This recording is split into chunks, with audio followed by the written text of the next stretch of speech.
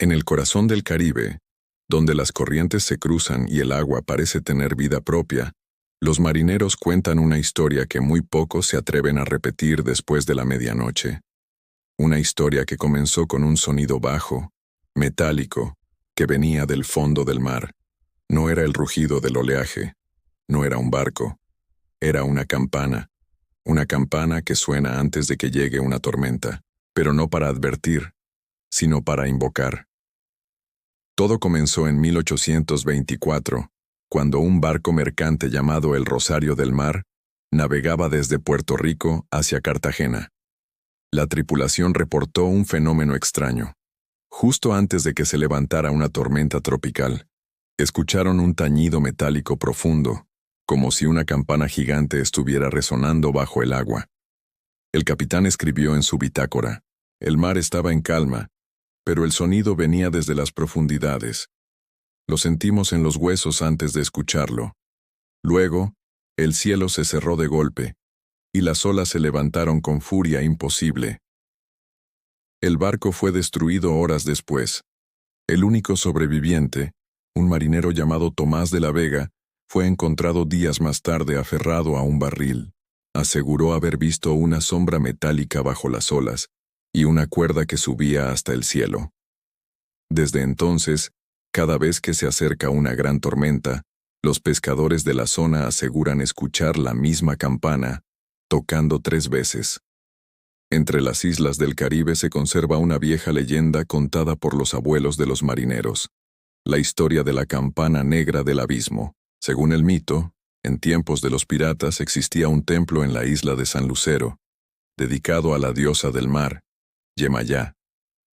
Allí se guardaba una campana forjada con metal caído del cielo, traído por una tormenta de fuego.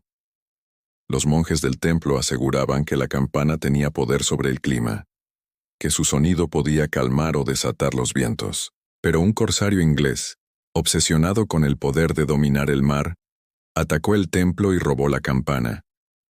Cuando intentó embarcarla rumbo a Inglaterra, una tormenta monstruosa hundió su barco.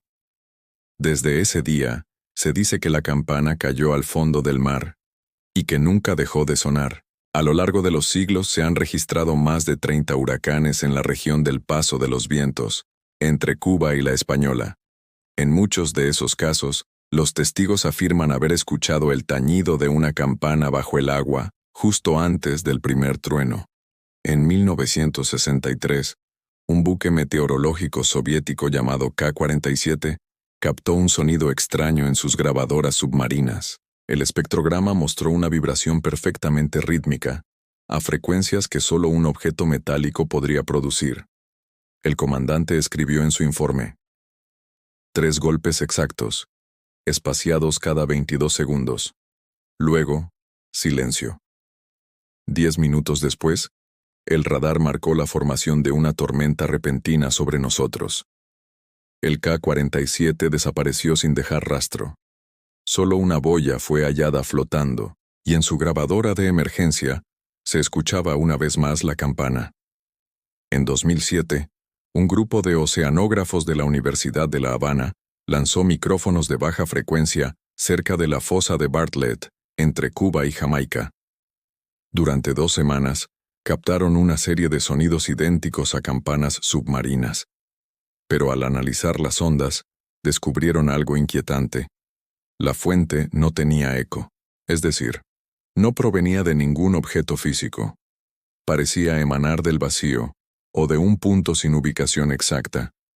Una de las investigadoras, la doctora Elena Torres, escribió en su diario: el sonido no solo se escucha, se siente. Las vibraciones se sincronizan con el pulso humano. Quienes lo oyen, dicen soñar con olas negras y una voz que repite su nombre. Días después, el laboratorio que almacenaba las grabaciones fue consumido por un incendio inexplicable. El expediente fue cerrado. En 2015, el documentalista colombiano Sergio Anzola filmaba una serie sobre fenómenos marinos cerca de las Islas Caimán. Durante una noche de calma absoluta, los micrófonos registraron 3 golpes metálicos bajo el agua.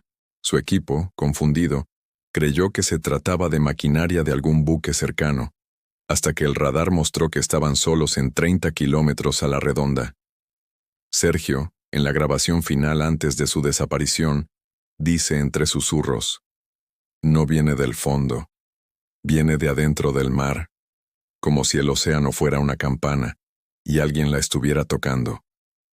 A la mañana siguiente su barco fue hallado encallado en la orilla, vacío.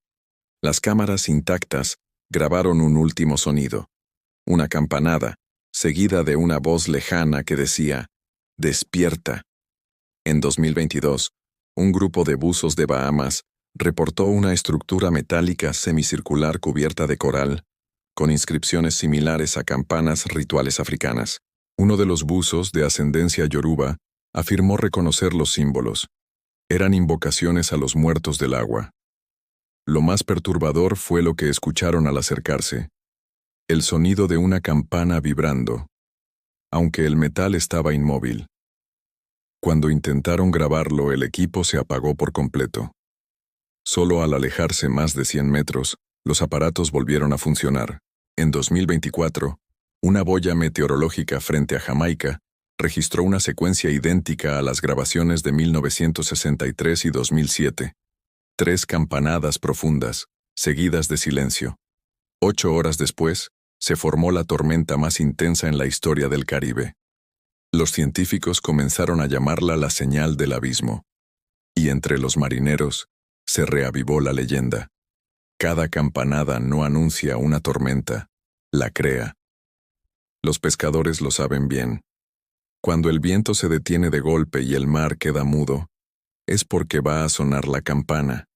Entonces todos se alejan de la costa, apagan las luces y esperan, porque creen que la campana no solo llama a las tormentas, sino también a las almas de los ahogados, para que vuelvan a navegar una vez más, hasta que el mar las reclame de nuevo.